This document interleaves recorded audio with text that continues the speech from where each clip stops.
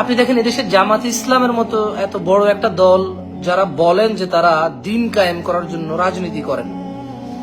So এখন আমি আসলে প্রত্যক্ষ বা অপ্রত্যক্ষ ভাবে কিন্তু জামাত ইসলাম বলে যে ওনারা রাষ্ট্রে গিয়ে দিন কায়েম করবেন এবং ওনাদেরকে ভোট দিলে এটা হালাল অথবা জান্নাতের বিষয়, এরকম কেউ কেউ বলে। তবে জামাত ইসলামের মূল যে ওনাদের যে সংবিধান এটা কি আমি আসলে জানি না, আমি কখনো পড়িনি। বাট ভিন্ন ভিন্ন বিক্ষুব্ধ জামাত ইসলাম কেউ করে, তার বক্তব্যের উপরে ভিত্তি করে কোন একটা গোষ্ঠীকে আমি দোষারোপ করতে পারি না বা সুনামও করতে পারি না অত বেশি।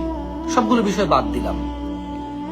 কিন্তু আপনাকে বুঝতে হবে জামাতে ইসলামের মতো একটা দল রাজনীতিতে এত অ্যাক্টিভ থাকার পরে, ইসলামের নামে চরমোনাই পীর সাহেব রাজনীতিতে এত অ্যাক্টিভ থাকার পরেও, তারপর হচ্ছে ওদিকে হেফাজতে ইসলাম রাজনীতিতে এত অ্যাক্টিভ থাকার পরেও বাংলাদেশে স্কুল টিচাররা, কলেজের টিচাররা স্পর্ধা করে বোরখা বা হিজাবকে বা পর্দাকে ছোট করার। কেমন? এবং বাংলাদেশে এই যে নর্থ সাউথে একটা ছেলে সে কোরআনুল কারীমকে অবমাননা করেছে, সেই সাহসটা পায় কেন?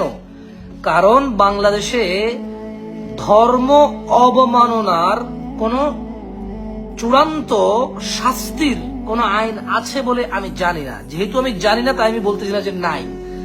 যদি কেউ উকিল থাকেন এখানে যারা বাংলাদেশের আইন কানুন সম্পর্কে জানেন, একটু আমাকে বলবেন যে কেউ যদি কোরআন অবমাননা করে বা মুসলিমদের হৃদয়ের স্পন্দন কোরআন ও সুন্নাহ মুহাম্মদ সাল্লাল্লাহু আলাইহি সাল্লামকে ব্যঙ্গ করে, অথবা মুসলিমদের বিধান যেটা মুসলিমরা বিলিভ করে যে পর্দা ফরজ, কেউ যদি না করে তার ব্যক্তিগত বিষয়, কিন্তু অবমাননা করতে পারবে না, তুচ্ছ করতে পারবে না।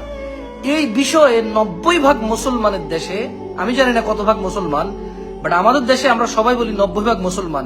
অ্যাকচুয়াল কোরআন ও হাদিস যাদেরকে মুসলিম বলে, ওই মুসলিম কত পার্সেন্ট এটা আসলে ক্যালকুলেশন কারণ নাই।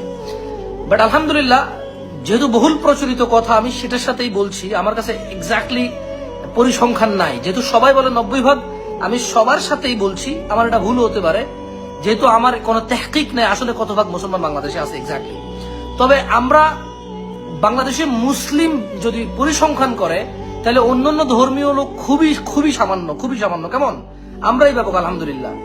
তারপরেও তাহলে কেউ যদি কোরআনকে আঘাত করে এই দেশের 80-90% মানুষের হৃদয়ে আঘাত লাগবে।